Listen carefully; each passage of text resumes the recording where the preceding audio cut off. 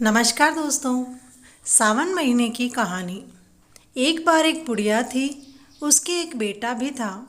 बुढ़िया ने सोचा, अगर बेटे की शादी हो जाए तो मुझे भी बुढ़ापे में काम का सहारा मिल जाए। समय बीतता गया। बुढ़िया ने एक अच्छी लड़की देखकर अपने बेटे की शादी कर दी। बहू शिवजी की परम भक्त थी। उसने घर में ही शिवजी की पूजा करनी शुरू कर दी थी। जब सावन का महीना आया तो उसने अपनी सासू माँ से कहा, मैं सावन के एक महीने शिवजी के मंदिर जाकर उन पर जल चढ़ाकर उनकी पूजा करना चाहती हूँ।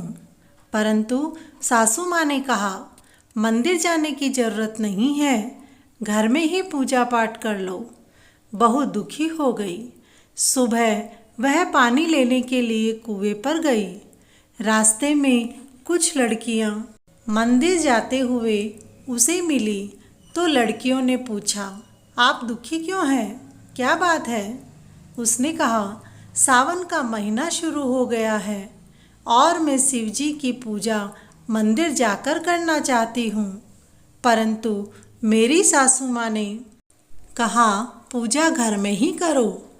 लड़कियों ने कहा, आप इस समय रोज पानी लेने के लिए घर से निकल जाया करो और हमारे साथ मंदिर चलकर पूजा कर लेना। उसने कहा, यदि मैं घड़े के साथ पूजा का सामान लाऊंगी तो सासू माँ को पता चल जाएगा। लड़कियों ने कहा, हमारी थाली से ही पूजा कर लेना।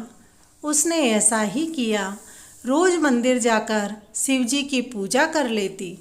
सावन महीने के अंतिम दिन उसने सोचा, पूरे एक महीने तक की पूजा दूसरों की पूजा सामग्री से की है, परंतु अब तो मंदिर में अपनी ओर से कुछ चढ़ाना ही चाहिए।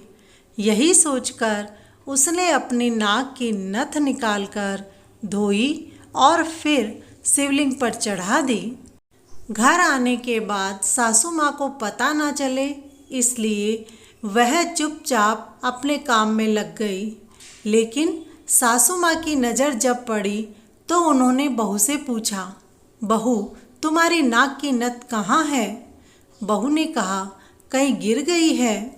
सासू माँ ने कहा, तुम पानी लेने गई थी, चलो उस रास्ते पर ही चलकर उसे ढूंढते हैं।